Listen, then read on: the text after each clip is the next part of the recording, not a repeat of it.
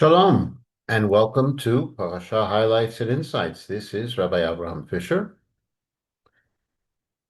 This week's Parsha is Terumah. The subject of this week's Parsha is the directions, or the beginning of the directions, for how to build the Mishkan, the tabernacle. We'll talk a little bit later about the position of this parasha in comparison with other events in the book of Shemot. But first, uh, in the very beginning of the parasha, we are told that everyone is encouraged to donate towards the building of the Mishkan, everyone according to their level of ability, generosity. The Torah lists 13 different types of donations, whether it's metals, precious stones, uh, wood, different types of cloth, leather, oil, spices. And the Torah summarizes this first part by saying that we are to build a Mishkan in order to bring Hashem's presence into the midst of the people. And we'll have more to say about that as we continue. Then the Torah begins a detailed description of the various parts of the Mishkan. First, the Aron, usually translated as the Ark, that will contain the luchot, the tablets upon which the Aseret Dibrot are engraved. The Aron is to be made of shittim wood, usually translated as acacia, which has been overlaid with gold both inside and out. It has 4 rings and 4 poles, uh, and those poles are placed into the rings for carrying it, but they are never removed. Unlike all of the other parts of the Mishkan that have poles, those poles are placed in only for transportation, but the poles of the Aron are never to be removed. The 2 luchot are going to be placed into the Aron. The cover of the Aron is called the kaporet. It is to be made of pure gold, of one piece.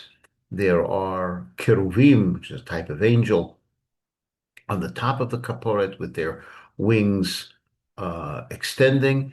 And we're told that Hashem's voice uh, emanates from between the wings of the cheruvim. That's the way that Hashem will uh, communicate with Moshe when he goes into the Holy of Holies, the Kodesh HaKodashim.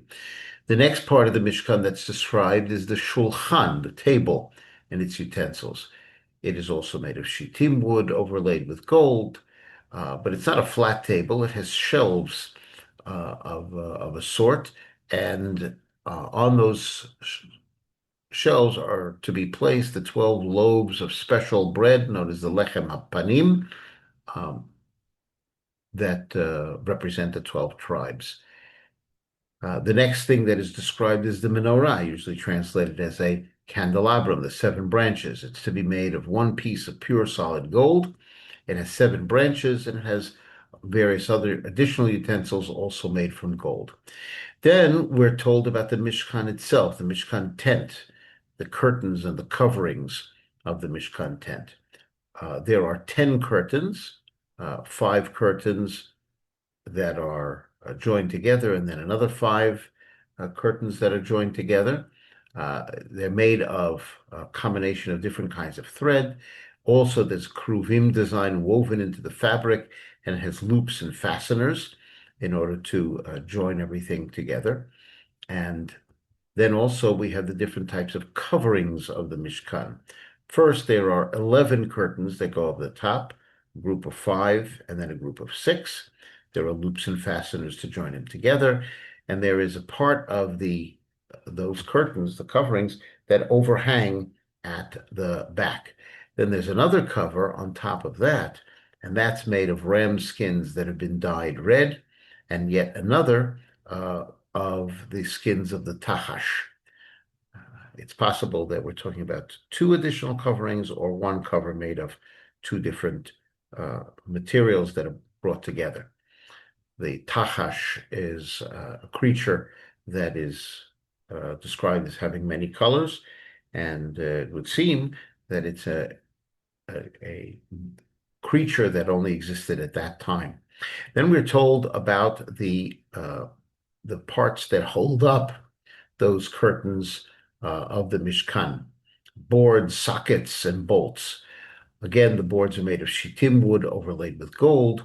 There are 20 on the south, 20 on the north, and on the west, 6 plus 2. Each board has two sockets below in order to hold it steady. There are hooks from which the curtains are hung, and then there are bolts that go through that hold them still so that they do not wobble. They stay together. Then we have two types of separation. One is known as the parochet.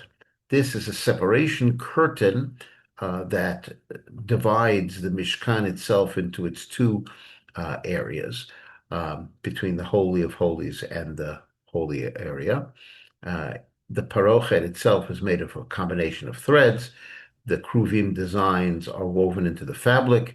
There are four shittim pillars that are overlaid with gold that hold up the parochet, and it is placed specifically underneath the place where the fasteners join the 5 and 5 in the curtains or the coverings that are overhead.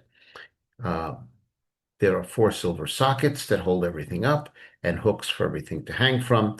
And again, the parochet is placed in a specific place, and behind the parochet is where the Aron HaKodesh is, and in front is where the rest of the holy articles are, namely the table and the menorah that are described here. There'll be one more thing that goes into the holy area that isn't described here, and that is yet an altar for incense that isn't described here. The other kind of separation is known as the masach, kind of a screen, and that goes in front of the entrance to the Mishkan so that people can't look inside. It's made of a combination of threads. It's got an embroidered pattern on it. It has 5 shittim pillars overlaid with gold to hold it up, and hooks, and 5 copper sockets. Then we are told about outside of the Mishkan, starting with the Mizbeach, the outer altar. It is made of shittim wood overlaid with copper. Its utensils are copper. It is a network that is part of the structure of the Mizbeach. There are rings, poles, once again, for transporting it. And then around everything is the courtyard, and it also has its pillars. There are cloths that hang from it, which are embroidered. There are pillars that hold it up, sockets that support it on the bottom, hooks where things hang from, pegs to hold them up like a tent, and also copper utensils. So this is what the Torah describes in this parasha, the building of the Mishkan. Now, so we are told that Hashem tells Moshe to speak to Bnei Israel, that everyone should take different donations, as we described earlier, for the building of the Mishkan, so that everybody is going to be involved. And that is written about in this week's parasha. And a few chapters later, we'll be told that when Hashem finished speaking the mitzvot to Moshe, he gave them the 2 tablets, and they came down, and Moshe comes down. But as we know, Moshe is going to discover the people worshiping the golden calf.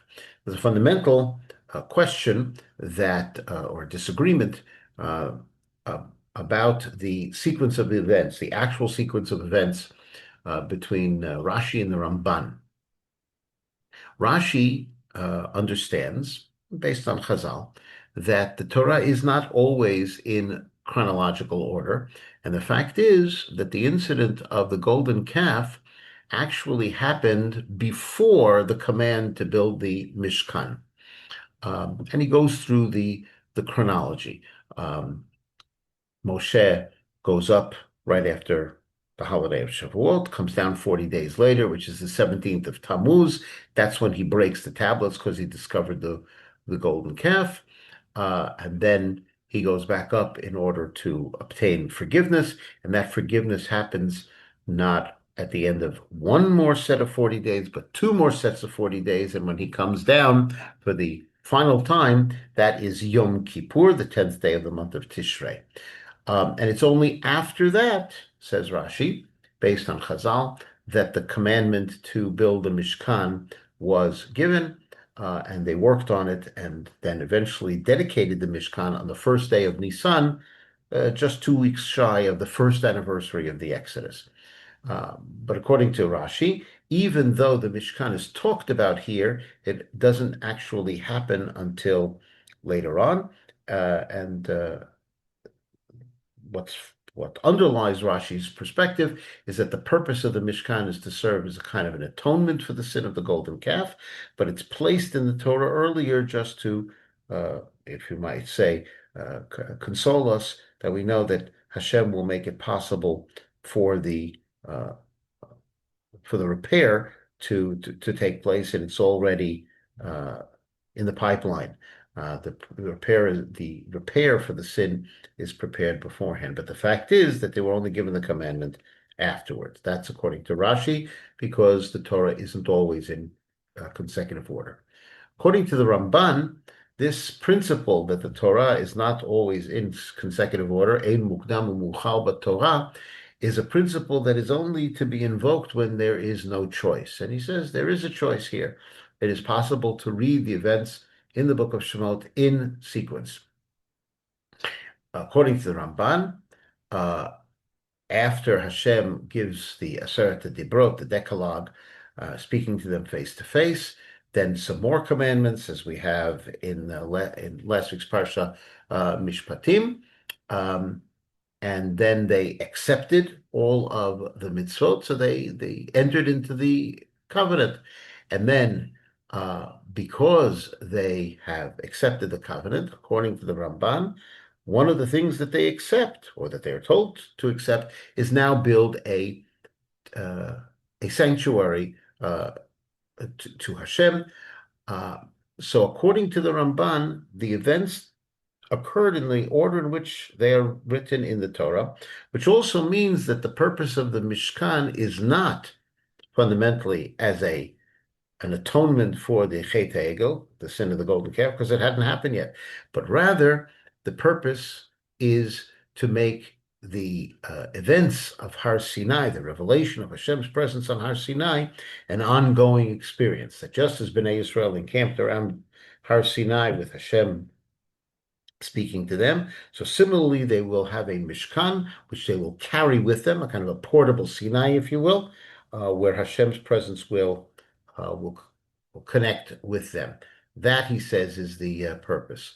And that is the way to understand the order of events. Of course, the events of the sin of the golden calf took place nevertheless, but the commandment had taken place to build a Mishkan. That commandment was interrupted by the sin of the golden calf, and then it only would happen that they would actually build a Mishkan after the reconciliation that needed to take place after the sin of the golden calf. So again, according to Rashi, the events are not in chronological order, and according to the Ramban, they are in chronological order as written in the book of Shemot. And also, the difference between Rashi and the Ramban is the purpose of the Mishkan. For Rashi, essentially the purpose of the Mishkan is to serve as an atonement for the sin of the golden calf. For the Ramban, it's part of the original design to take Sinai with them wherever they would go.